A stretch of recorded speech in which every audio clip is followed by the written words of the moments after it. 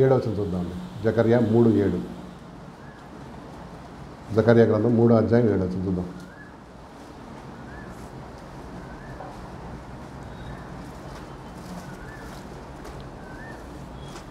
దొరికిన తీయండి.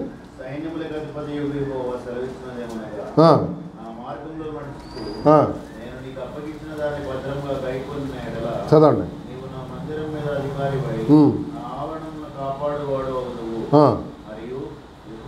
మరియు ఇక్కడ నిలువబడు వారి కలుగునట్లు నా సన్నిధిని నిలుచు భాగ్యం నీకు ఇస్తాను.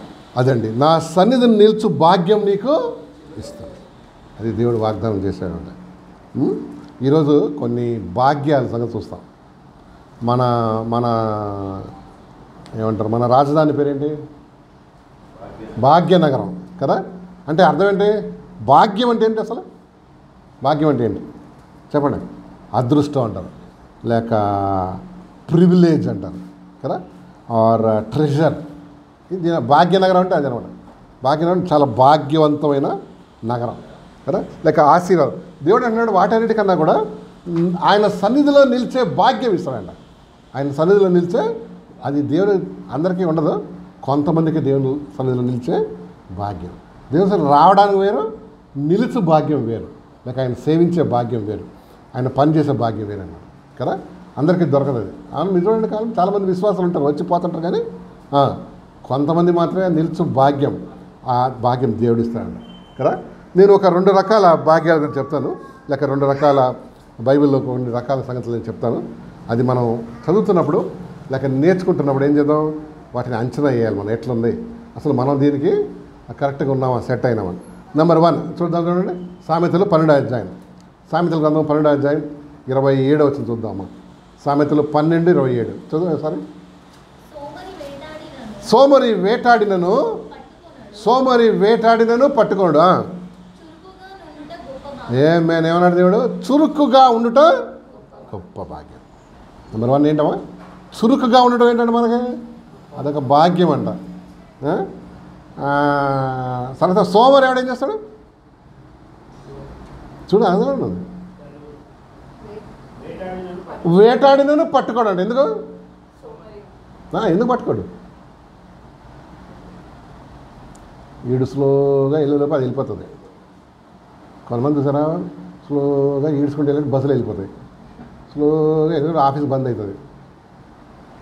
సోమరి వేటాడినను పట్టుకోడు, వేటాడతాడు. కొంతమంది మందిరానికి వస్తారు, అప్పటికే ఏమంది తలతో ఒక అర్థం కాని పరిస్థితులు ఉంటారు. సోమరితనం దీన్ని ఏం చేస్తుంది? ఈ చురుకుగా ఉండటం ఏంటంటే మనకు గొప్ప భాగ్యం కదా. చురుకుగా ఉండటం, నాకు యాక్టివ్గా ఉండటం, అది గొప్ప ఏంటంట భాగ్యం అంట. భాగ్యం కదా, ఇట్స్ అ బ్లెస్సింగ్. చాలామంది నేను చూస్తాను, వాళ్ళు ప్రగతికి రాకపోవడానికి కారణం ఏంటో తెలుసా? ఏంటి? సోమరితనం. అది చదువులో కానీ, జాబ్స్లో కానీ, లేక భక్తిలో కానీ వాళ్ళ ఎదగకపోవడానికి కారణం ఏంటమ్మా? సోమరితనం, లేజినెస్ అన్నమాట. అలాగంతే అలవాటు అయిపోద్దాం. చురుకుగా ఉండటం ఏంటన్నా గొప్ప భాగ్యం.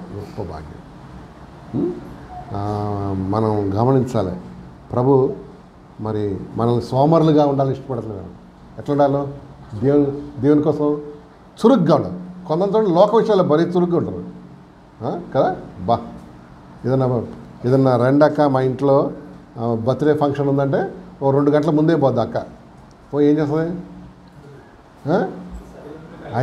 అది ఇది గెలుపుతా కదా, డెకరేషన్ అని చెయ్యి, కానీ దేవుని విషయంలో చురుగ్గా లేవే కదా. చురుకుగా ఉండుట ఏంటన్నాడు? గొప్ప భాగ్యం, చురుకుగా ఉండుట. అయితే సోమరి వేటాడినను. నాకు ఒక 5 రకాల చురుకు, 5 రకాల సోమరులు దొరికారు బైబిల్లో ఎతికితే. నెంబర్ వన్ ఎవరు తెలుసు? సోమరులు వేటాడినా పట్టుకోడు అనమాట. ఎందుకంటే వాళ్ళు ఏం లేదు, చురుకుదనం లేదు. ఇప్పుడు మా తుకారం గేట్లో అడ్డ అని ఒకటి ఉంటుంది. అక్కడ అందరు కూలికి వెళ్తారు, పొద్దున్న 6 నుంచి 8-9 గంటల వరకు. వచ్చి మేస్త్రులు ఏం చేస్తారు? వాళ్ళని తీసుకుపోతాడు. ఎవరు తీసుకుపోతారు చెప్పండి? చురుకుగానే డిమ్ముగా దిక్కులు చూస్తున్నాడు, ఎక్కడెక్కడ ఆకాశంలో చూస్తున్నాడు. వాడిని ఏం చేస్తాడు? అరే ఈడేంటే సోమరు కదా. సోమవారం ఎవడో పెట్టుకుంటాడు కానీ మళ్ళీ రెండో రోజు ఏం చేస్తాడు? వద్దులే బాబు నువ్వు, ఎందుకంటే వాడు ఏంటి పని చేయడు అనమాట. వాడు వేటాడినను పట్టుకొని లేక క్విక్నెస్, ఆ చురుకుదనం, ఆ ఫాస్ట్నెస్ లేని సోమరుడు అనమాట. సోమరుడులో ఏముండదు? ఆ ఫాస్ట్నెస్ ఉండదు, ఆ చురుకుదనం ఉండదు అనమాట. అట్లాంటివన్నీ మన దేవుడైతే అసలు వాడుకోడు, అసలు ఆశీర్వాదం ఉండదు అంటాడు. కొంతమంది భర్తలు భలే ఎట్లుంటారు, డిమ్ముగా వెళ్ళి ఉంటారండి.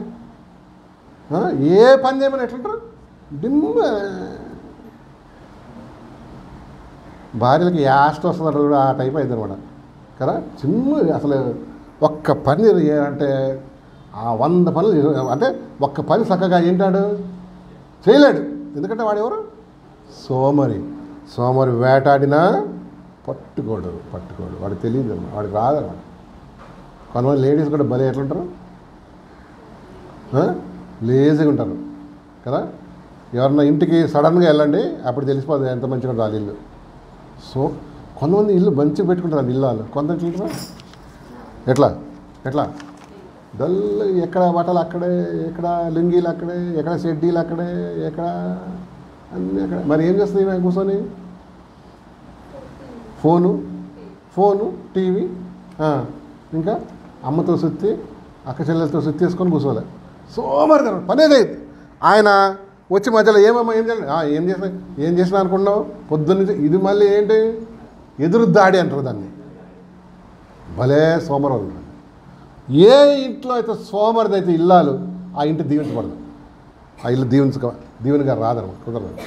ప్రభు దీవించాడు. ప్రభువే కదా ఆ ఇంటి దేవుడు దీవించాడు. సోమరి వేటాడినను ఏంటంట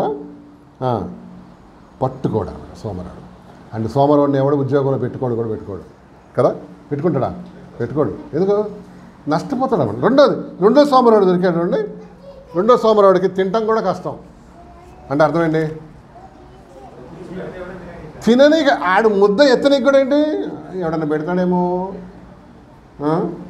ఏం తింటాం బాయ్, ఆడేవాడు తింటాను కూడా కష్టపడే సోమరావుడు అన్నట్టు. అట్లాంటి వాళ్ళు ఉంటారా? ఉంటారు. నేను చూసాను, నేను అనుకున్న వాక్యం అంత పట్టించుకోలే, కానీ ఇట్లాంటి కూడా ఉంటారు. తినరా అన్నమాట 10 మంది. ఎందుకు తినారంటే డైటింగ్ కాదు, మరి ఏంటి, సోమరితనం అన్నమాట. ఎవడు తింటాడు, ఎవడు వండుకుంటాడు. చూసావా? వాడు తింటానికి కూడా కష్టపడే సోమరుడు అవ్వడం. తర్వాత మూడోవాడు ఎవడో తెలుసా? ఊహల్లో బతికే సోమరుడు ఉంటాడు అన్నట్టు. ఎక్కడ ఏదో చేస్తున్నట్టు, ఏదో అయిపోతున్నట్టు, ఏదేదో సాధించినట్టు. ఎక్కడ? కళలో, క్లౌడ్స్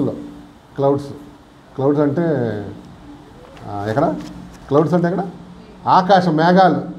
వాస్తవంగా ఏముండదు, ఏదో అయిపోతున్నట్టు, ఏదేదో సాధించినట్టు, ఊహల్లో బతికే పనిమంతుడు ఏం చేస్తాడండి? పని చేస్తాడు, పని చేసి దాన్ని సాధించుకుంటాడు. సోమరుడు ఏం చేస్తాడు? ఊహల్లో బతుకుతుంటాడు అన్నమాట. ఊహల్లో బతుకుతుంటాడు. నెంబర్ 1 చెప్తారా ఎవరు? ఏ సోమరుడు? వేటాడినా పట్టుకోడు. రెండవది ఏంటి? తినటం కూడా కష్టపడేవాడు కదా. సో తినడు కాబట్టి వండుకోడు కదా. తలకాయతుంది. కొంతమంది అమ్మాయిలు ఎంత సోమరులు అంటే భర్తలకి ఫ్రెష్ అన్నం వండి పెట్టరు. మరి ఎట్లా? నిన్న సద్దన్నం తిను, పప్పు అదే వాసన, అదే వేడి చేసి తిను. నువ్వు వండచ్చు కదా. వండుతారు. లేదా నువ్వు మహారాజు, నువ్వు పెద్ద మహారాజు, పెద్ద వండి పెడుతున్నావు, అది తెచ్చి పెడుతున్నావు, ఫ్రెష్ వండుతారు. ఈ సోమరిది అనమాట ఇది.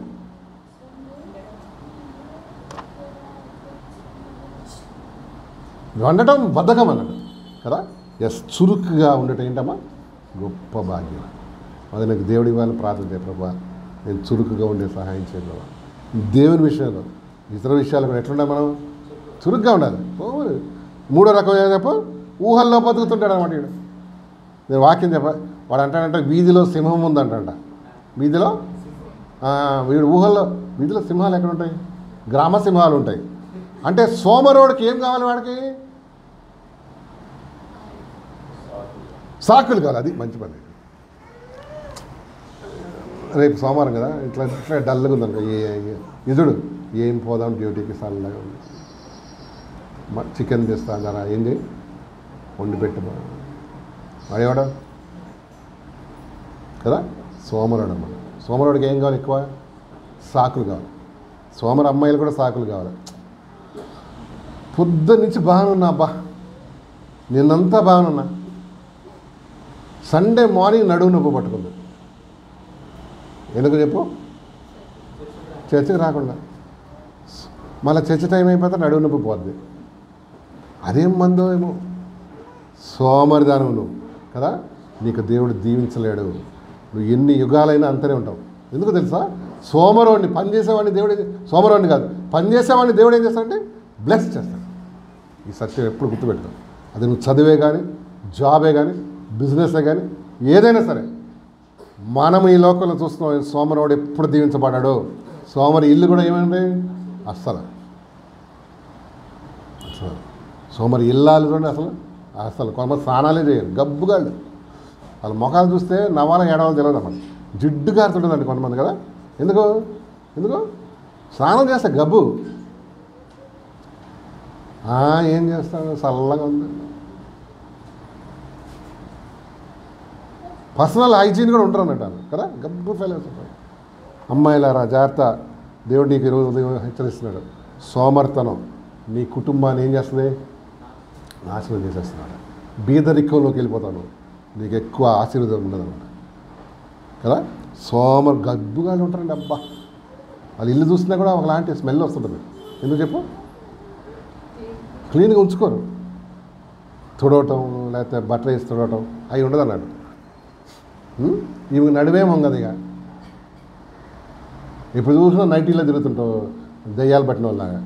మంచిగా కదా, మనకు దేవుడు మంచిగా ఏంటండి, మనకు ఒక స్టేటస్ ఇచ్చాడు. మంచిగా ఉండదు, నీట్గా ఉండదు, తలదొక మంచిగా నీట్గా ఉండదు. కొంచెం ఎట్లుంటే చింపిరి పుత్తూరు దెయ్యం పట్టిన వాళ్ళు ఉన్నాడు, ఇక్కడ బైబిల్లో చూస్తారు, ఆ టైప్లో సోమరితనం అన్నమాట. దీన్ని ఏం చేస్తుంది? ఊహల్లో జీవిస్తుంది కదండి. అవును. తర్వాత అండి ఇందాక చెప్పాడు ఏంటి, సోమరుడికి సాకులు ఎక్కువ. ఏం సాకులు పెడతాడు? ఏదో కాలేజీకి వెళ్ళావు డాడీ, వాళ్ళ కదుపున్న పోతుంది. అసలు ఈ సంగతి ఏంటి? ఎవరు పోతారు? ఏం చదివి ఎవడు బాగుపడ్డాడు? చదువు బాగుపడిన వాళ్ళు ఎక్కువ మంది ఉన్నారు కదా. చదువుకోకుండా చెడిపోయిన వాళ్ళు ఉన్నారా? ఎక్కువ శాతం వాళ్ళు, 90% వాళ్ళే. ఎవరో చదువు సంధ్య లేని వాళ్ళు. మీకు తెలుసా, రైట్ టైంలో మనం చదువుకోకపోతే ఒక చిన్న జాబ్స్లోకి సెటిల్ అయిపోవాలి. అంటే ఛాయ్ దీంట్లో, లేకపోతే ఏదో ప్యూను. నువ్వు కరెక్ట్ టైంలో మీ అమ్మ నాన్న చెప్పినప్పుడు చదువుకుని ఉంటే ఏమయ్యేదాన్ని? ఒక మంచి ప్రగతి సాధించేదాన్ని. అంతేనే కదా. అంటే చదువు మీదే మొత్తం నీ ఏం డిపెండ్ అయి ఉంది? ఏం డిపెండ్ అయ్యింది? ఆదాయం కదా. అంతేనా? ఎస్. నీ లైఫ్ స్టైల్ కూడా దాని మీద ఆధారపడదు. మోర్ యూ స్టడీ, కష్టపడు, నీకు మంచి ఏమొస్తుంది, అసలు గౌరవం కూడా వస్తుంది అన్నమాట. ఒక ఆయన అంటాడు, ఇది చూడు తెలగా, మన పేరు ముందు మన ఇంటి పేరు ఉంటుంది, సమ్ పేరు కదా. దాన్ని బట్టి ఎవడు మనల్ని గౌరవిస్తాడా? గౌరవిస్తాడా? మన పేరు తర్వాత ఉంటుంది ఏంటి చెప్పండి? ఎడ్యుకేషన్. దాన్ని బట్టే నీకు గౌరవం. హలో, చెవులు గౌరవాడు వినను కాక సోమరాలు ఉంటారండి. బాబోయ్ చదువుకోరా బాబు అంటే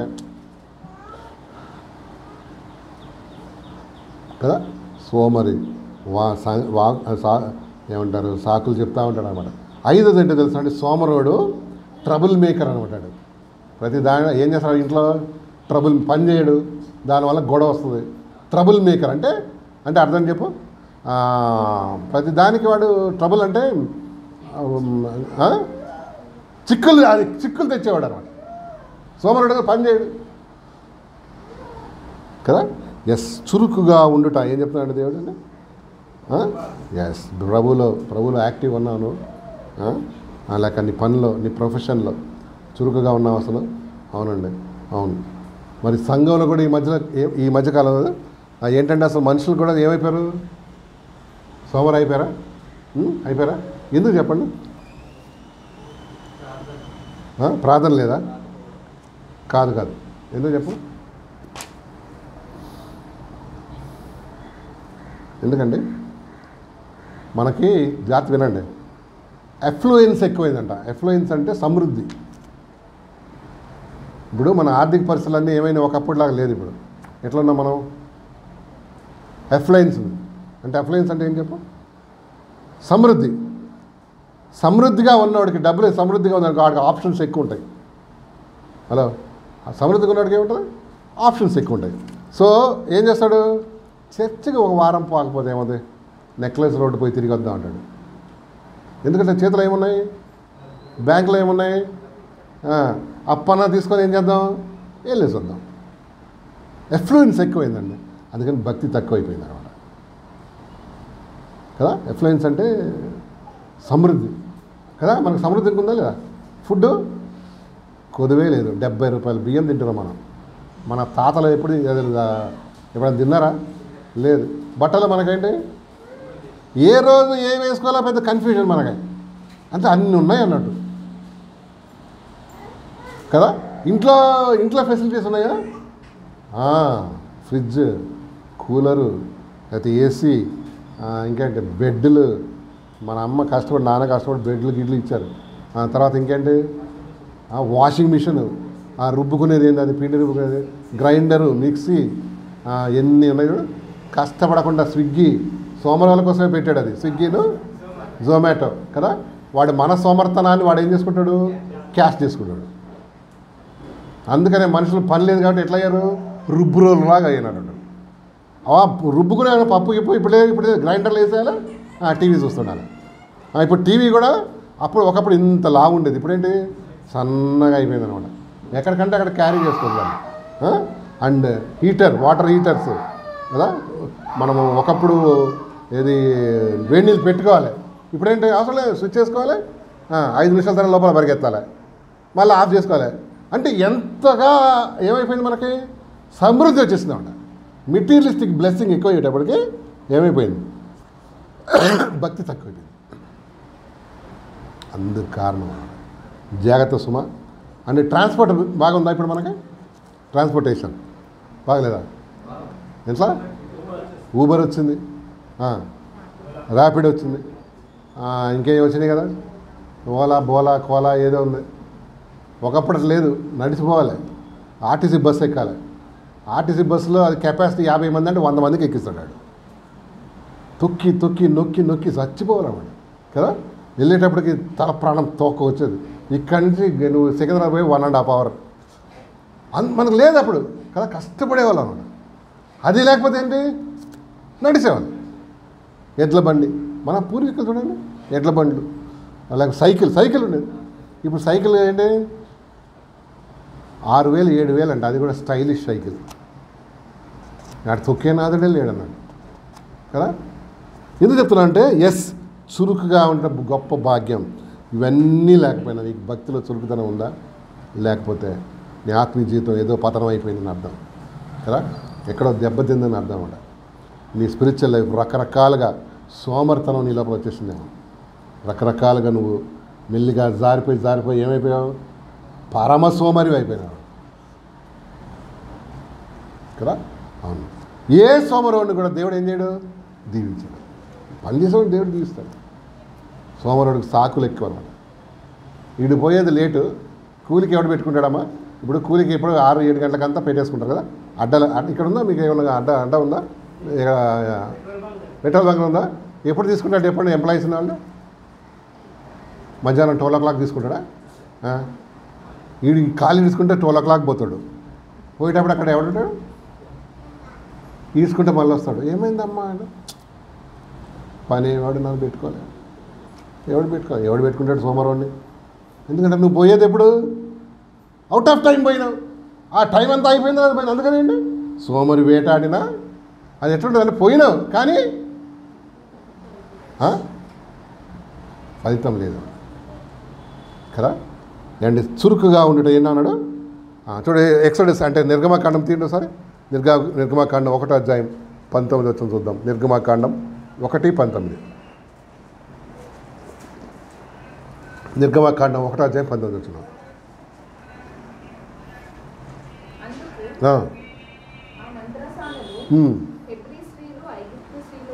అందుకు ఆ మంత్రసానులు హెబ్రీ స్త్రీలు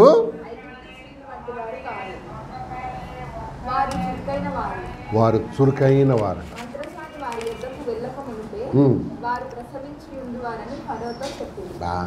ఏమన్నాడు, హెబ్రీ స్త్రీలు ఐగుప్తు స్త్రీల వంటి వారి కారు. వాళ్ళు ఎలాంటి వాళ్ళు? వాళ్ళు చురుకైన వారు. దేవుని బిడ్డలు ఎట్లున్నారంట? చురుకు. హెబ్రీయులు అంటే నది దాటిన వాడు అని అర్థం అన్నమాట. ఏం నది దాటాడు అబ్రహాము? తెలుసా ఏం నది దాటాడు చెప్పు? యూఫ్రటీస్ నది దాటాడు అనమాట. ఆ నది దాటిన వాడు ఎవరో? హెబ్రీయుడు, లేక దేవునితో నిబంధన చేసుకున్నవాడు అనమాట. హెబ్రీ స్త్రీలు ఎలాంటి వాళ్ళంట? చురుకైన వాళ్ళు. వాళ్ళ ఐగుప్తు స్త్రీలు లేక లోక సంబంధం లేని స్త్రీలు లాంటి వాళ్ళు కాదంట. మీరు చూడండి, కొంతమంది స్త్రీలు లోకస్తులు భలే చురుగ్గుంటారు తెలుసా మీకు? బాగా చురుగ్గుంటారు అన్నమాట అన్ని విషయాల్లో. ఈవెన్ పాపంలో కూడా చురుగ్గుంటారు వాళ్ళు. మూడో కంట్రోల్ తెలియకుండా చేస్తారు కదా. చురుకైన వారంట. సంగతి వదిలేద్దాం. కానీ హెబ్రీ స్త్రీలు ఎలాంటి వాళ్ళంట? చురుకైన వాళ్ళు. ఐగుప్తు స్త్రీలు లాంటి వాళ్ళు కాదంట, వాళ్ళు చురుకైన వాళ్ళు. ఎందుకంటే ప్రభు కదా, అవునండి నువ్వు చురుకైన వాడివా, దేవుడు నేను దీవిస్తాడమ్మా తప్పకుండా. 10 రోజులు పనిచేసి 20 రోజులు పడుకున్నావు అనుకో, నేనంటాను ఎక్కిరిస్తా అంటాను. మన గడ్డ మీద బిడ్డలు, గడ్డ అంటే హైదరాబాద్ గడ్డ, మన గడ్డ మీద బిడ్డలు ఎట్లయినా సోమరం వల్లే తప్ప కదా, కరెక్టా కదా? గడ్డ మీద బిడ్డలు అంటే మనమే. మన హైదరాబాద్ దక్కన్ పీఠ భూమి అంటారు కదా, అంటే అర్థమైంది హైట్లో ఉన్నాం మనం కదా. ఈ మన గడ్డ మీద బిడ్డలు ఎట్లాంటి వాళ్ళు? చురుకోళ్ళ, సోమరోళ్ళు, పని తక్కువ పని.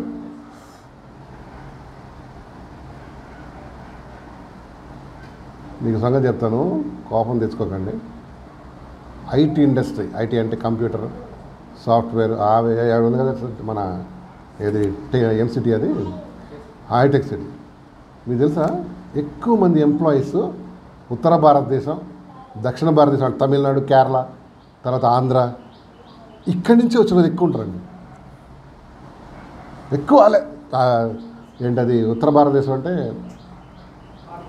నార్త్ వాళ్ళు, ఈస్ట్ అంటే తూర్పు అంటే మణిపూర్, వెస్ట్ బెంగాల్, ఈస్ట్ ఎక్కువ అమ్మాయిలు అబ్బాయిలు అక్కడ వాళ్ళు. ఈ ప్రాంతం వాళ్ళు ఏంటి, మన గడ్డ మీద బిడ్డలు ఏంటి చాలా తక్కువ. కింద ఆంధ్ర, తమిళనాడు, ఇంకా కేరళ ఇవన్నీ ఏంటి ఎక్కువ మంది ఏంటి. ఎందుకబ్బా పక్షపాతం చూపిస్తారు వాళ్ళు? మరి ఎందుకు? చురుగ్గా ఉంటారు వాళ్ళు, కష్టపడతారు. తెలియకపోయినా ఏం చేస్తారు? తెలుసుకున్నా, అయ్యా నాకు రాదు, నేను నేర్చుకుంటా. అమీర్పేట అంతా చూడండి, అంతా ఆ షాపులు కానీ బిజినెస్ అందరూ ఆంధ్ర వాళ్ళు ఉంటారు. మనోడు ఏం చేస్తారు తెలుసా? ఆ ప్యాంప్లెట్లు పంచుతుంటారు. ఏ ప్యాంప్లెట్లు? ఆ షాప్ వాళ్ళు అక్కడ ఏ కోర్సులు ఉంటాయి అక్కడ, మీరు చూసారా లేదో, అన్ని ప్యాంప్లెట్స్. మెట్రో దిగినంగానే అన్ని ప్యాంప్లెట్స్. ఏంటంటే నా కోర్సు ఆ కోర్సు, ఏ కోర్సులు ఉంటాయి అక్కడ. అమీర్పేట అమెరికా అని ఒక ఇది ఉంది కదా, ఈ అమీర్పేటలో చదివినోడు ఎక్కడ పోతాడు? ఏదో అంటే ఈ కోర్సులు చదివేవాడు వాళ్ళు, ఈ పేపర్లు అందించేవాడు మనోడు గడ్డ మీద బిడ్డలు. ఎందుకో తెలుసా? సోమరోడు కదా. సోమరోడిని ప్రభు దీవించడమ్మా. అడుగుదాం ప్రభువా, నేను సోమరిగా ఉండకూడదు ప్రభువా, నేనేం కావాలి? చురుగ్గా ఉన్నాను ప్రభువా, నువ్వు దీవించాలి, చురుగ్గా ఉన్నాను ప్రభువా. ఏ ఇంట్లో అయితే అందరూ చురుగ్గా ఉంటారో ఆ ఇంటిని దేవుడు ఏం చేస్తాడండి? ఇష్టపడతాడు. దేవుడు తీస్తాడండి. నువ్వు క్లీన్గా పెట్టుకో, నువ్వు క్లీన్గా పెట్టుకో. సోమవారం ఏం చెప్పాను నేను? స్నానంగా వాళ్ళ పర్సనల్ హైజీన్ కూడా ఉంటారు అన్నట్టు. పర్సనల్గా అంటే వ్యక్తిగతంగా కూడా ఎట్లా ఉంటారు? శుభ్రంగా ఉంటారు అది కదా. ఎస్, రెండో సంగతి చెప్తాను చూడండి. ఇంకొక భాగ్యం ఉంది మనకు దేవుడు ఇచ్చేది. ఇంకొక భాగ్యం చూడోసారి. మళ్ళీ జకరియా గ్రంథంలోకి రండి. 3:7 3:7 జకరియా గ్రంథం 3:7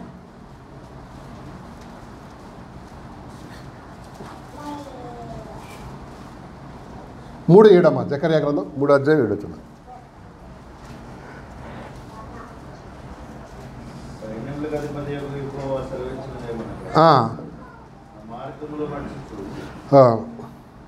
చదువు.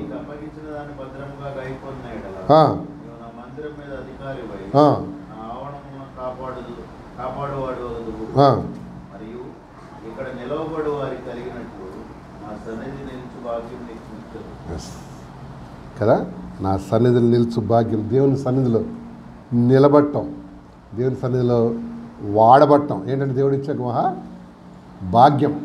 అందరికీ దొరకదు, అందరికీ ఇవ్వడు. కానీ 3 అర్హతలు ఉన్నవాడిని దేవుడు వాడుకుంటాడు. లేక ఆయన సన్నిధిలో నిలిచే భాగ్యం ఇస్తాడు. ఆయన సన్నిధిలో నిలిచే భాగ్యం. ఆయన సన్నిధిలో నిలవటం ఏంటది? భాగ్యమా? ఎస్. అందరికి ఉండదు, అది అందరికి దొరకదు. కావాలన్నా దొరకదు కొంతమంది కదా.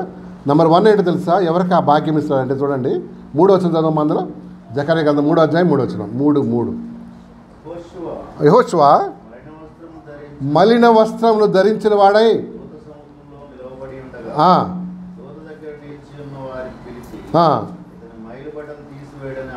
ఇతని మైల బట్టలు తీసివేయమని ఆజ్ఞాపించాను. చదవండి. నెంబర్ వన్ దేవుని సన్నిధిలో లేక నిలుచు భాగ్యం, ఆయన సన్నిధిలో నిలుచు భాగ్యం కావాలంటే మలిన వస్త్రాలు తీసేయాలంట. మలిన వస్త్రం అంటే మురికి బట్టలు. అది మనకున్నాయా మురికి బట్టలు? ఉన్నాయా? అది ఇప్పుడు వేసుకున్న బట్టలు కాదు, ఈ బట్టల సంగతి కాదు దేవుడు అనేది. మరేంటి? ప్రతి మానవుడికి ఏముందంటే మలినమైన వస్త్రాలు ఉన్నాయి. దేవుని దగ్గర నిలబడినప్పుడు మలినమైన వస్త్రాలు కనిపిస్తున్నాయంట. అంటే వాడి జీవితం, వస్త్రం అంటే వాడు బ్రతుకు. మలిన వస్త్రం ధరించుకున్నవాడు ఈ మలిన వస్త్రాలు తీసేయాలంట. తీసేయాలి అంటే మురికి జీవితం ఏం చేయాలమ్మా? ఒప్పుకొని విడిచిపెట్టాలి కదా. అవును. ఇప్పుడు మనం ఇందాక వచ్చాం, స్నానం చేసాం, మన మలిన నేను వేసుకున్న బట్టలు ఏం చేసాం? అవి వేసుకొచ్చావా? అవి వేసుకొచ్చాడు నీ అంత సోమరుడు ఇంకోటి ఉండడు. దాన్ని ఏం చేసాం? బాత అది నిన్నట్టు ఏం చేసినాం? పడేస్తాం, లేక పక్కన పెట్టినాం. ఎందుకు? ఏం చేసుకుంటావు దాన్ని? ఇంటికి వెళ్ళగానే మళ్ళీ వేసుకుంటావా? మళ్ళీ ఏం చేస్తావు? వాష్ చేసుకుంటాం. రేపో ఎల్లుండి ఎప్పుడో. అంటే మలిన వస్త్రాలు మామూలు మలిన వస్త్రాలు మనం వేసుకోం. దేవుని దగ్గర నిలబడినప్పుడు అంట యెహోషువ లేక ఆ వ్యక్తికి ఎట్లున్నాయంట? మలిన వస్త్రాలు కనిపించినాయంట. ప్రభు అన్నాడు, అయ్యా ఈ మలిన వస్త్రాలు ఏం చేయండి? తీసేయండి. అది చూడొచ్చు, చూద్దాం. 3వ వచనం. 3 మలిన వస్త్రములు ధరించిన వాడై దూత సముఖంలో నిలబడి ఉండగా అతని మైల వస్త్రాలు తీసేవని ఆజ్ఞాపించి నేను నీ దోషమును పరిహరించి ఏమన్నాడండి? మన ప్రశస్తమైన వస్త్రాలు, ప్రెషియస్ ఏమంటారు, క్లోతింగ్ ఇస్తాను.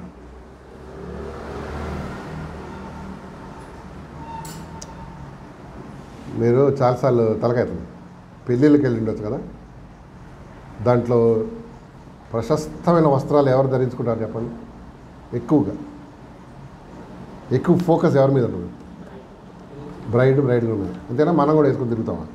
మనం కూడా వేసుకుంటాం కానీ అంత లేదు.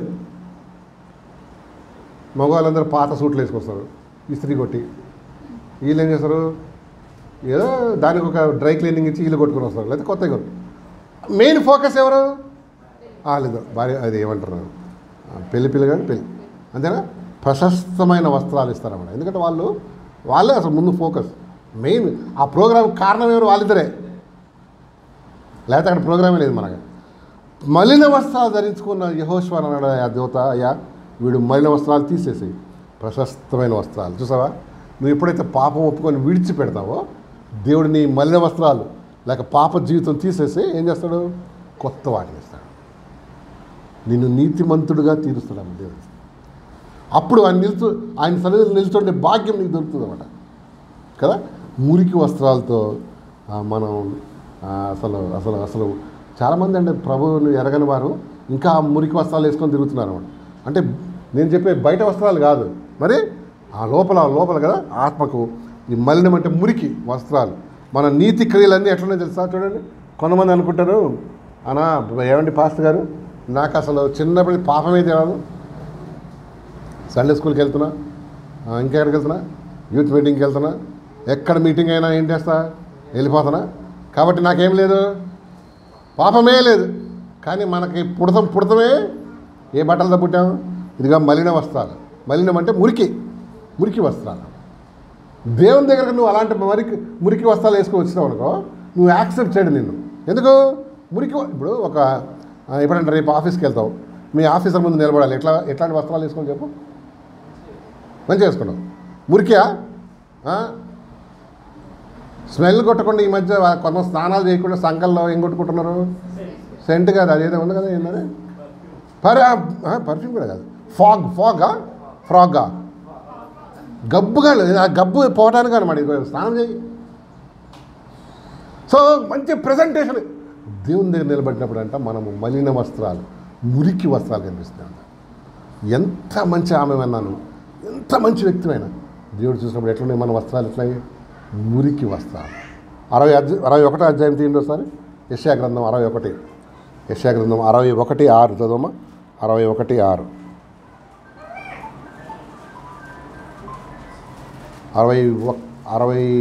64:6 చదువు. 64:6 యెషయా గ్రంథం 64 అధ్యాయం 6వ వచనం. అది మేమందరము అపవిత్రుల వంటి వారమైతిమి. ఆ మాట చూడు, మా నీతి క్రియలన్నీ మురికి గుడ్డల వలె ఆయన కదా. 64:6 మా నీతి క్రియలన్నీ, మా మంచి కార్యాలన్నీ ఎలాగున్నాయంట? మురికి గుడ్డలాగా దేవుని దగ్గర కదా. ఈ మురికి గుడ్డలు అనగా నీ పాపం ఒప్పుకొని ఏం చేయాలమ్మా? విడిచిపెట్టాలి. అప్పుడు మురికి వస్త్రాలు పోయి దేవుడు రక్షణ అనే ప్రశస్తమైన వస్త్రం ఇస్తాడు. అంతవరకు మురిగ్గానే ఉన్నా దేవుని దగ్గర, మురిగ్గానే ఉన్నాను. ఏ మురికిగా ఉన్న వ్యక్తి ఆయన సన్నిధిలో నిలిచే భాగ్యం దొరకదు. ప్రకటన గ్రంథం తీయండి ఒకసారి. ప్రకటన గ్రంథం 7వ అధ్యాయం 14 వచ్చిన చదువు. 7:14. ప్రకటన 7:14. అందుకు నేను అయ్యా చదవండి.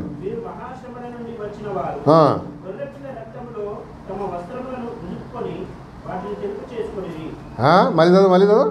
గొర్రె పిల్ల రక్తంలో బాగా ఆలోచన చేయండి. ఎందులో కడుక్కున్నారు? ఎందులో ఉతుక్కున్నారంట? గొర్రె పిల్ల రక్తంలో ఉతుక్కొని రక్తంలో ముంచితే తెలుగు ఎట్లయితే అర్థమైందా? గొర్రె పిల్ల రక్తంలో వస్త్రం ఉతుక్కొని తెలుపు చేసుకో. ఇప్పుడు రక్తంతో వస్త్రాలు ఉతుక్కొని దేని ఏ రంగు రావాలి? కానీ తెల్లగైనాయి అంట. ఎట్లా? అది ఈ మలిన వస్త్రాలను తీసేసి దేవుడు ఏం చేయగలడు? తెల్లని ప్రశస్తమైన వస్త్రాలు. నీ పాపము అలా కనిపిస్తూ ఉంది దేవునికి. ఎట్లా? మలినమైన వస్త్రాలు. ప్రతి ప్రార్థనకు వంగినప్పుడు, దేవునితో సరైన రిలేషన్షిప్ లేనప్పుడు, నీ పాపం, నీ జీవితంలో పాపం కలిగి ఉన్నప్పుడు, ఆయన దగ్గర మోకరించినప్పుడు అంతా నీవు ఎట్లా కనిపిస్తున్నావు? అది ఆ యెహోషువ మురికి వస్త్రాలు వేసుకున్న వ్యక్తిలాగా ఉన్నాడు. అట్లనే కాదు, నీ పాపం ఆయన సన్నిధిలో అట్లా కనబడుతుందన్నమాట. అందుకని నేను ఏం చేయలేకపోతున్నాడు? ఏమీ చేయలేకపోతున్నాడు. నేను దీవించాలన్నా, ఆశ్రయించాలన్నా కదా. ఒకవేళ నీ ఇంటికి కూడా నువ్వు ఏమైపోయావు తెలుసా? నీ ఇంటికి కూడా నువ్వు పెద్ద ఆటంకంగా అయిపోయావు కదా.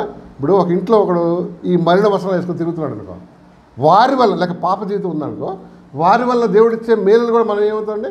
ఆటంకపరిచినాడు. అర్థమవుతుందా నీకు? ఒక్కడి వలన, ఆదాము ఒక్కడి వలన మానవాళి అంతా పాపన పడ్డారు. అట్లాగే నీ వలన నీ కుటుంబం దీవించబడకుండా ఆటంకంగా ఉన్నామే మనం కదా. ఆదాము వల్ల అందరం పాపలమేమండి.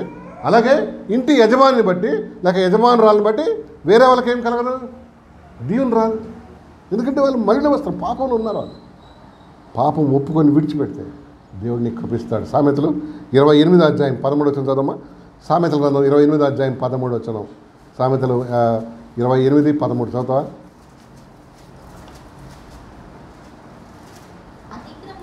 అతిక్రమములను అతిక్రమములు దాచిపెట్టువాడు వర్ధిల్లడు. వాటిని ఒప్పుకొని విడిచిపెట్టువాడు. అది అతిక్రమం అంటే పాపం. అతిక్రమం దాచిపెట్టువాడు వర్ధిల్లడు. వాటిని ఒప్పుకొని విడిచిపెట్టువాడు. వాటిని ఒప్పుకొని విడిచిపెట్టువాడు. మనకు చాలా ఇష్టం ఏం చెప్పండి?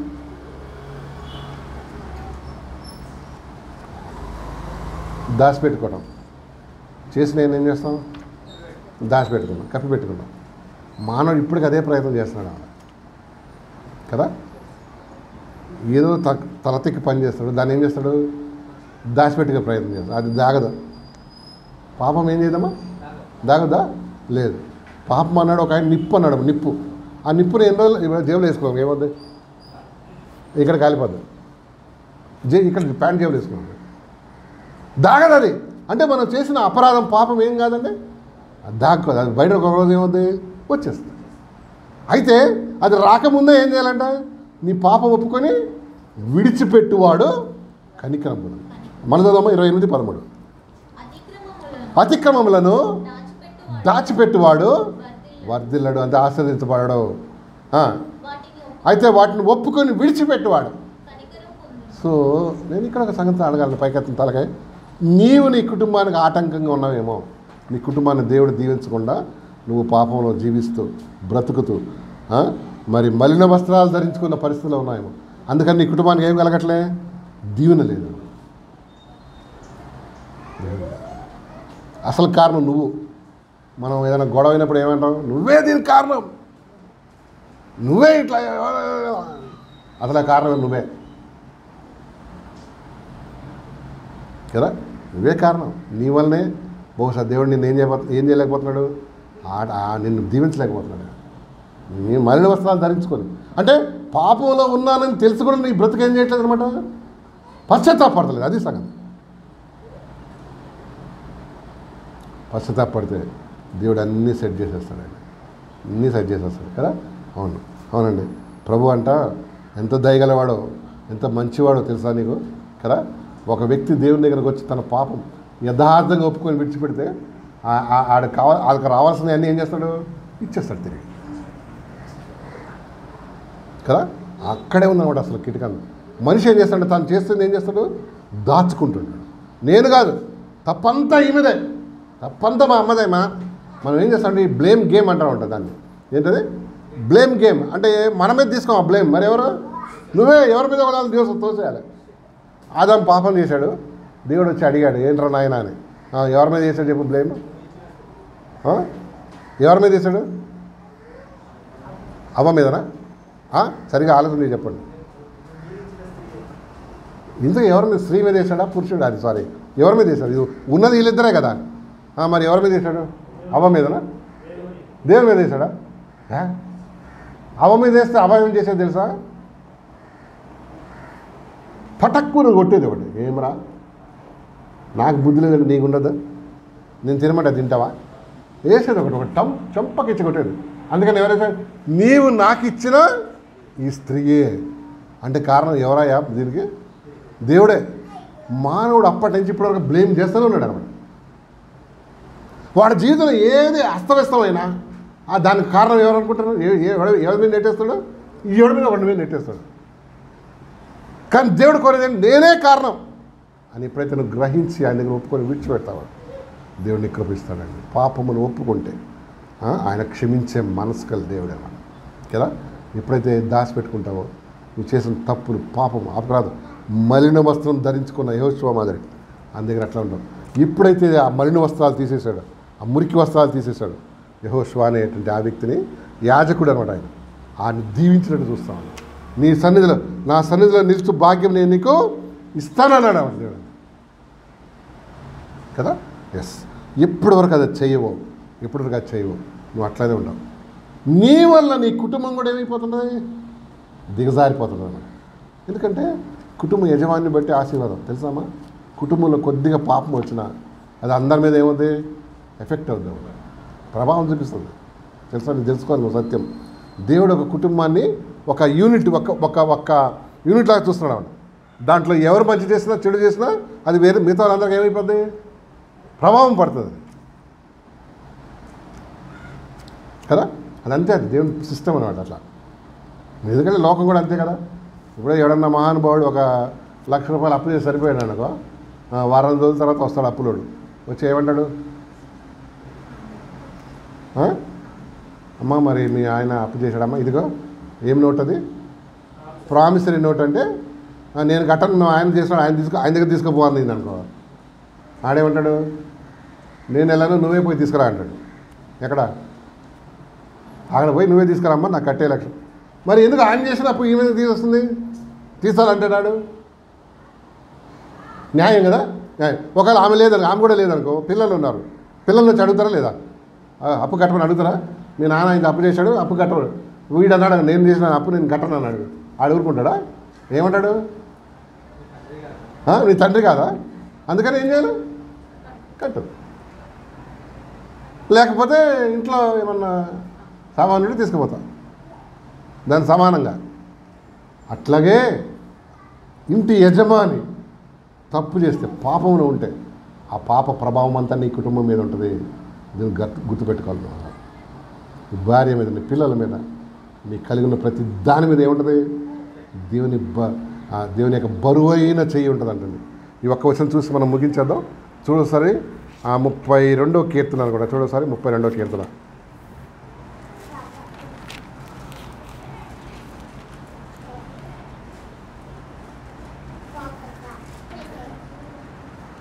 కీర్తన 1 నుంచి 4 వచనం చదవమ్మా. 5 వచనం. 32వ కీర్తన 1 నుంచి 5. తన అతిక్రమములను చదువు. తన అతిక్రమములకు పరిహారం నొందినవాడు, తన పాపములకు ప్రాయశ్చిత్తం నొందినవాడు ధన్యుడు. యెహోవా చేత నిర్దోషిని ఎంచబడినవాడు. ఏమండి, దేవుడు ఏం చేయాలంటే మనల్ని, వీడు నిర్దోషి అని చెప్పాలంట. ఏ దోషం లేనివాడని ఎప్పుడు చెప్తాడు? నీ పాపం ఒప్పుకొని విడిచిపెట్టినాడు. తర్వాత అమ్మా చదవండి. నేను మౌనినై ఉండగా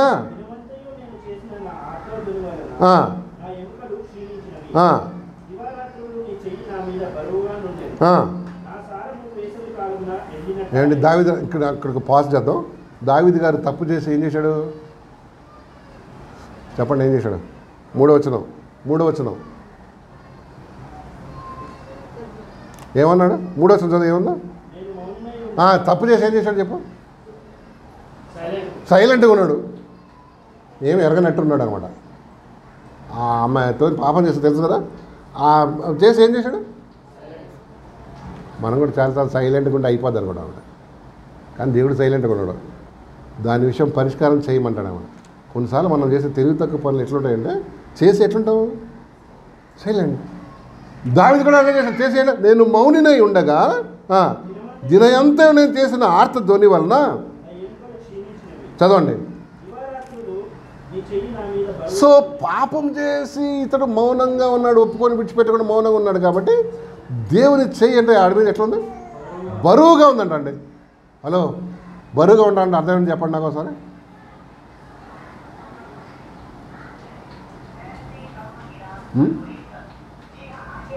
దేవుడి చెయ్యి ఉండాలి మన మీద, కానీ ఎట్లా? ఈ బరువైన చెయ్యి ఉండకూడదు, సహకరించే చెయ్యి ఉండాలి కదా, తోడ్పడే చెయ్యి ఉండాలి. అందుకని బరువైన చెయ్యి ఉందనుకో, నువ్వు అటెంప్ట్ చేసే ప్రతిదీ ఫెయిల్ అయిపోద్ది. ఆయన బరువు చూసారా? నీ చెయ్యి నా మీద, దివారాత్రులు నీ చెయ్యి నా మీద ఎట్లుంది? బరువుగా ఉండిందండి. బరువుగా అంటే దేవుడు పని ఆపేస్తున్నాడు, ఆటంకం చేస్తున్నాడు. దేనికోసం? ఈయన చేసిన అపరాధం బట్టి. తర్వాత చేసింది కూడా ఎట్లా చేశాడు? చేసి ఎట్లున్నాడు? సైలెంట్గా ఉన్నాడు. దానికోసం దేవుని చెయ్యి దావీదు మీద ఎట్లుందంట? బరువుగా ఉందన్నమాట. అంటే ఏ పని చేసినా అట్టర్ ఫ్లాప్ అవుతుంది అన్నమాట కదా. కారణం అదే అన్నమాట. నీ పాపం దాచుకుంటే, ఆయన దగ్గర ఒప్పుకోకుండా విడిచిపెట్టకుండా ఉంటే, నీ మలిన వస్త్రములతోనే దేవుని సమీపిస్తాయి. ఆయన చెయ్యి నీ మీద ఎట్లుంటుంది? నీ ప్రతి కార్యం మీద దేవుని బరువైన చేయి ఉంటుంది. నువ్వు ఏదైనా అటెంప్ట్ చేయి, అది బిజినెస్ కానీ, జాబ్ కానీ, లేకపోతే చదువు కానీ, లేకపోతే కాంపిటేటివ్ ఎగ్జామ్ కానీ, ఏదైనా దేవుని చేయి ఎట్లుంటుందంట? బరువుగా ఉంటున్నాడు, హెవీగా ఉంటున్నాడు, హెవీగా. కింద చదువుమా. ఏది 5th verse చదువు. 5th verse. నా దోషమును కప్పుకొనక, అది నా దోషం. ఇక 5వ వచనం వచ్చేటప్పటికి రిపెంట్ అయ్యాడు. అయ్యా ప్రభువా, నా దోషం కప్పుకొనక నీ ఎదుట నేను నా పాపం ఒప్పుకుంటుంది. చదువు. చదవండి. నీవు నా పాప దోషమును పరిహరించున్నావు ప్రభువా. చదువు.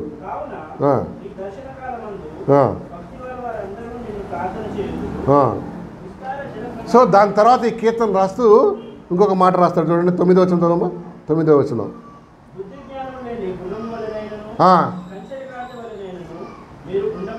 ఎవరి సంగతి రాస్తున్నాడండి ఇది? ఆయన గురించి ఆయన రాసుకున్నాడు. దావీదు ముందు ఎట్లున్నాడు? బుద్ధి జ్ఞానం లేని గుర్రం వలెను కంచర గాడిద వల్ల ఉండకండి. చదమ్మా. అవి నీ దగ్గరకు తేబడినట్లు వాటి నోరు వారుతోనూ కళ్ళెంతోనూ. గుర్రం ఎలాంటి జంతువు తెలుసా?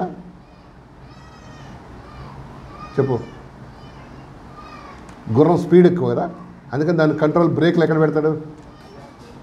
కళ్ళెం కదా, కళ్ళెం పెడతాడు. అందుకని దాన్ని లాగంగానే స్లో అవుతుంది. లేకపోతే నేను తీసుకు ఎక్కడ పడేసి ఎక్కడ ఉరుకుతుండ్రు అన్నాడు. దాని బ్రేకులు లేవు కదా, అందుకని కళ్ళెం తగిలిస్తాడు, నోటికి కళ్ళెం తగిలిస్తాడు. కొంతమంది మనుషులు ఇట్లా ఉంటారంట. ఎట్లా? దేవుడు ఆపాల్సి వస్తుంది బరువుగా, లేక దేవుడు వాళ్ళని ఫోర్స్గా ఆపాల్సి వస్తున్నాడు. బుద్ధి జ్ఞానం లేని గుర్రం. కంచర గాడిద ఎట్లా తెలుస్తుంది చెప్పండి? గాడిదకి బ్రేకులు ఉన్నాయా? కంచర గాడిద ఎట్లా దాన్ని? అందుకని తంతారు, దాన్ని కొడతారు కదా, కొడితేనే అది వింటుంది మాట, కొడితేనే వింటుంది అనమాట. అట్లా రెండిట్లాగా ఉండదు. ప్రభు నీకేమిచ్చాడు? బుద్ధి ఇచ్చాడు, జ్ఞానం ఇచ్చాడు. యానిమల్స్ లాగా లేవన్నాడు, గుర్రం లాగా. తర్వాత ఇంకోటి ఏమన్నాడు? కంచర గాడిదలాగా లేదన్నాడు కదా. ఏమంటే ఇక్కడ కాపుదాం. దేవుని సన్నిధిలో నిలిచే భాగ్యం నీకుందా, లేక సోమరిగా ఉన్నావా? దేవుడు నీకు ఇస్తున్నటువంటి సదవకాశాలన్నీ పోగొట్టుకొని ఒకసారి వచ్చినప్పుడు, మన శారీరక శక్తి తగ్గిపోయినప్పుడు, ఆత్మీయ శక్తి తగ్గిపోయినప్పుడు, అప్పుడు ఉరుకులాడితే నీకేంటి? అప్పుడు టైం ఉండదు కదా. అండ్ నెక్స్ట్ ఏం చెప్పి ఆయన సన్నిధిలో నిలిచే భాగ్యం, నిలిచే భాగ్యం ఇస్తాడు. కానీ మనకు ఎట్లా ఉన్నాయి? మలిన వస్త్రాలు ఉన్నాయన్నమాట. ఆయన దగ్గరకు వచ్చి, ప్రభా నన్ను క్షమించు, నా నీతి క్రియలన్నీ మురికి కొట్టలు ప్రభా, ఇదిగో నీ దగ్గర నీ పాపం ఒప్పుకొని విడిచిపెడతాను అని చెప్పాను. అది చేసినాడు దేవుడు నిన్ను ఏం చేస్తాడు? క్షమిస్తాడు. అతిక్రమం దాచిపెట్టేవాడు వర్ధిల్లడు, వాటిని ఒప్పుకొని ఏం చేస్తాం? విడిచిపెట్టేవాడు కనికరం పొంది. వాటిని ఎటువంటి కొన్ని రకాల పాపం మనం విడిచిపెట్టలేము. దేవుని శక్తి కావాలన్నమాట. మనం ఏమనుకుంటామంటే, ఎంత పోయి ఇట్లా అంటే నేను వదిలేస్తాను, కాస్త కుదరదు. ట్రై చేస్తాడు. కొన్ని పాపానికి మనం ఏమైపోతాం? దాసులం అయిపోతాం కదా. వి బికమ్స్ స్లేవ్స్ కదా, అవునా కదా. కొన్ని బ్యాడ్ హ్యాబిట్స్ ఉంటాయండి, వాటికి ఏమైపోతారు మనుషులు? స్లేవ్స్ అయిపోతారు. రాలేరు. వద్దాం అనుకుంటాడు కానీ రాలేడు, తనంతటి తాను రాలేడు. నువ్వు ఎంతన్నా ప్రయత్నం చేయి. కొంతమంది మంచి వాళ్ళు ఉంటారు, బాగా ప్రామిస్ నీ మీద వచ్చే వారి నుంచి అసలు మందే ముట్టుకొని అంటాడు. ఈ అమ్మాయి ఏం చేస్తుంది? ముసుకుంటాడు. 2 రోజులు బాగానే ఉంటాడు. ఎందుకుంటాడో? పైసలు లేకుండా ఉంటాడో, లేకపోతే ఏదో అట్లా గట్టిగా మనసు అంతా పట్టుకొని ఉంటాడు అన్నమాట. మనసు పీకుతూ ఉంటుంది కదా, పీకుతుంటుంది. ఆ షాప్ దగ్గర పోయినప్పుడు అంత మనసు ఏముంటుంది? అదేమంటుంది? షాప్ ఏముంటుంది చెప్పు? రా రా రా అని పిలుస్తుంటాడు, కమ్ అని. వీడు గట్టిగా మనసు గట్టిగా ఏం చేసుకుంటాడు? పళ్ళు బిగుసుకొని ఉంటాడు 2 రోజులు. 3వ రోజు ఏంటి? ఈ 2 రోజుల్లో అమ్మాయి ఎంత మురుసుకుంటుందో తెలుసా? మా ఆయన ఎట్లున్నాడు? మంచిగా ఉన్నాడు. బిస్కెట్లు తెచ్చినాడు, వస్తా 4 పూలదండ కాదు, సారీ, పూలు కూడా తెచ్చినాడు. ఇంకేంటి? నా హస్బెండ్ ఏంటి? చాలా బెండ్ అయిపోయినాడు అనుకున్నాను. 3వ రోజు ఏమైపోతుంది?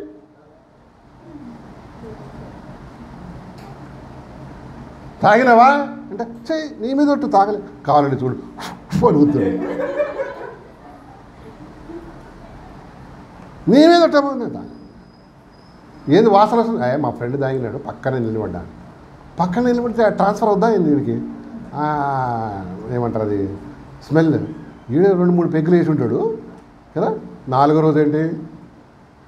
టున్ అయిపోయి వస్తాడు. చూసావా? పాపం చేయి ప్రతివాడు పాపానికి అంటే దాసుడని బైబిల్ చెప్తుందండి.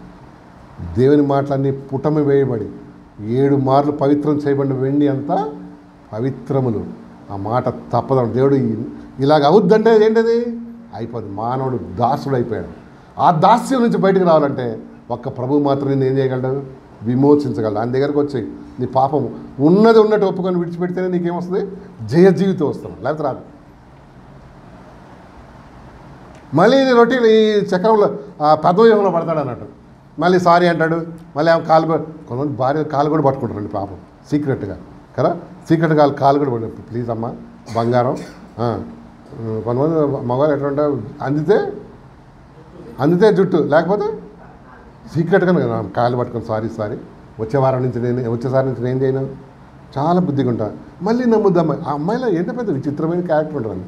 ఆ నమ్మి కొంచెం ప్లీజింగ్గా మాట్లాడగానే ఏమైపోతారు వాళ్ళు, కరిగిపోతారు కదా. అదే వీక్నెస్ అనమాట. కొంతమంది గర్ల్స్ సీక్రెట్ ఏంటి, ముందు చేసుకొచ్చి చూపి అంటారు. కొంతమంది ఏంటి పాపం మంచిగా లవ్లీగా మాట్లాడగానే గులాబీ పువ్వు ఇవ్వగానే ఏమైపోతారు, అంతే, మళ్ళీ ఈడంతే.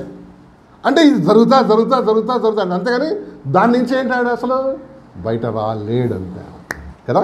8:43 అనుకుంటా యోహాను సువార్తలు అంటాడు, పాపం చేయి ప్రతి వాడును పాపమునకు దాసుడు. చూడమోసారి యోహాను సువార్త 8 చూడు.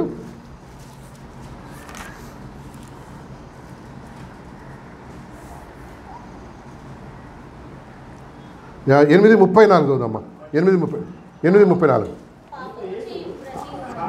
అందుకు యేసు పాపం చేయి ప్రతి వాడును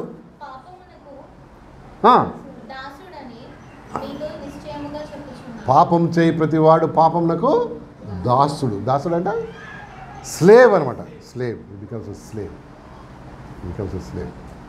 కొంతమంది త్రాగుడికి, కొంతమంది స్మోకింగ్కి, కొంతమందికి లేడీస్కి, కొంతమంది జెంట్స్కి, కొంతమంది డబ్బుకి స్లేవ్ అయిపోతారు అన్నమాట. డబ్బుకి కదా. కొంతమంది తిండికి స్లేవ్లు అయిపోతారు, కొంతమంది ఏదో డ్రగ్స్కి, మత్తు పదార్థాలకి, కొంతమంది స్లేవ్ అయిపోతారు. దాని నుంచి రావాలంటే ఏంటి, అంత ఈజీ కాదు. నీ అంతటి నువ్వు అస్సలు రాలేవు కదా. యేసయ్య దగ్గరికి వచ్చి ప్రభువా నన్ను క్షమించాలి అడిగి ఒప్పుకొని విడిచిపెడితే తప్ప నువ్వు ఆ మలిన వస్త్రాలు ఏం కావు, చేంజ్ కావాలి కదా. ఒకవేళ నేను ఇందాక చెప్పినట్టుగా నీ వల్లనే నీ కుటుంబం ఆటంకపరచబడుతుందేమో. ఒకసారి ఆలోచన చేద్దాం. నా సన్నిధిలో నిలుచు భాగ్యం నేను నీకు ఇస్తా అన్నాడు దేవుడు. మన వినికిట్లేవు ఈ యొక్క మాటలను దీవించును గాక. చిన్న ప్రార్థన చేద్దామమ్మా. తలలోంచండి అందరూ, చిన్న ప్రార్థన చేద్దాం.